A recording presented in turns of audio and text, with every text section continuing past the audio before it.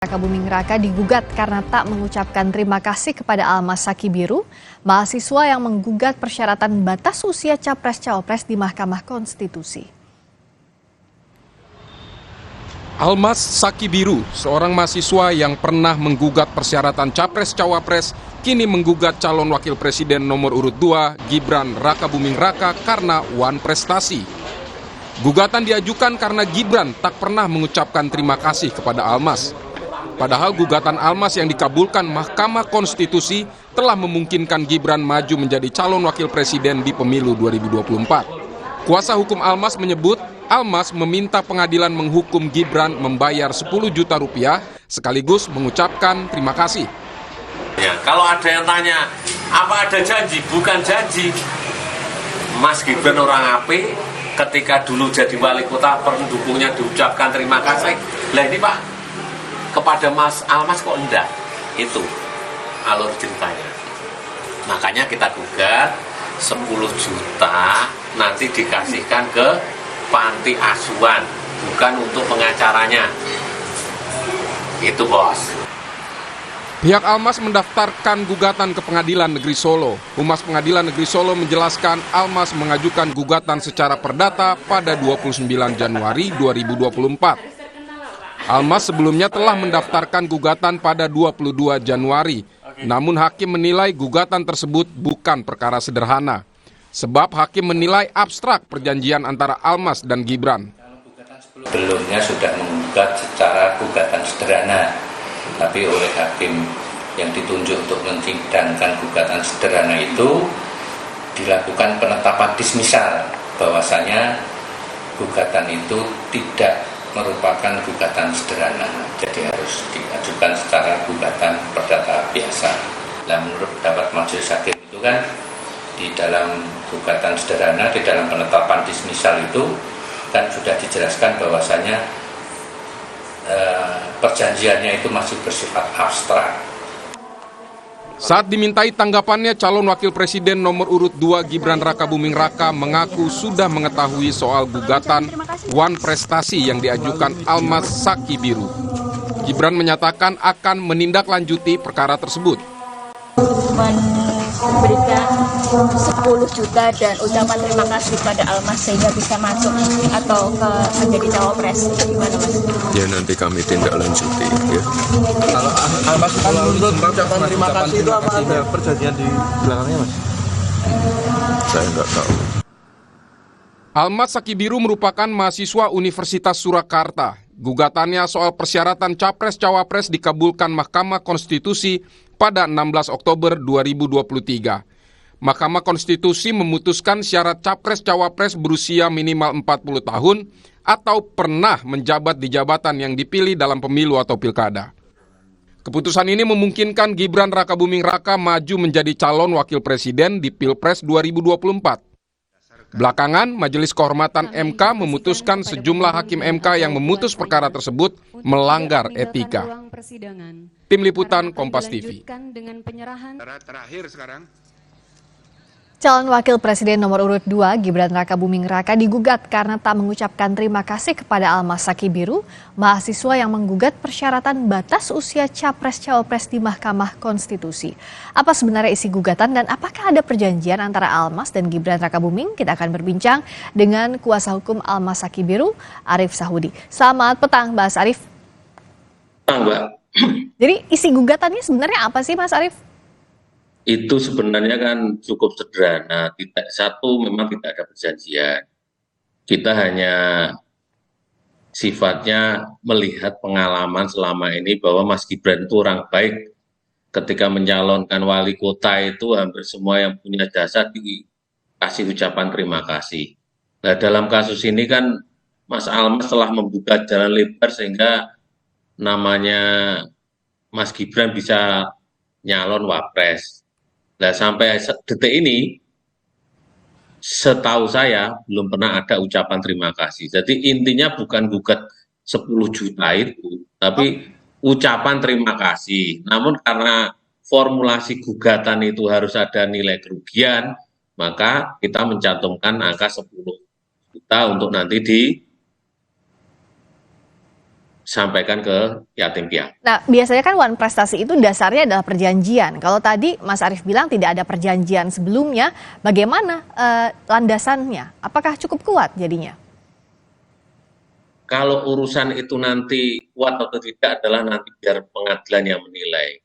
Tapi kami selaku kuasa hukum melaksanakan kewajiban sebagai advokat sesuai permintaan dari klien.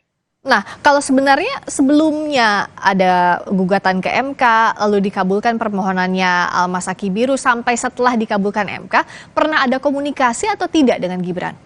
Tidak sama sekali. Tidak. Nah, seberapa penting memang ucapan terima kasih ini menurut Almas sehingga harus dilayangkan gugatan secara formal? Ya, namanya Almas kan mahasiswa, manusia juga.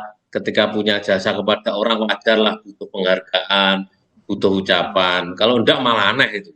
Ya, karena Apalagi membuka jalan yang luas kepada seseorang untuk bisa mencalonkan diri menjadi wapres. mungkin Mas Arief Ya. juga memantau komentar di publik bahwa kalau gitu waktu mengajukan permohonan ke MK nggak tulus dong kalau masih ingin permintaan terima kasih dari Gibran.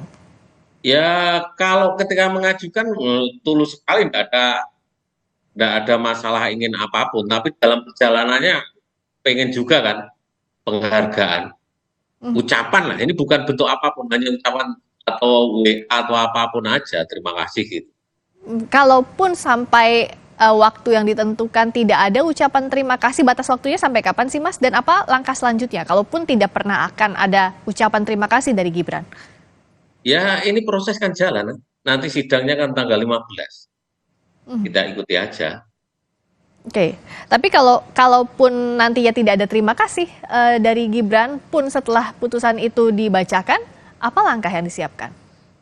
Kalau saya lebih cenderung kita lihat dulu perkembangan di dalam proses hukum ini. Kita tidak bisa mengandai-andai. Bisa jadi besok beliau juga WA kan, terima kasih Mas. Ya sudah selesai.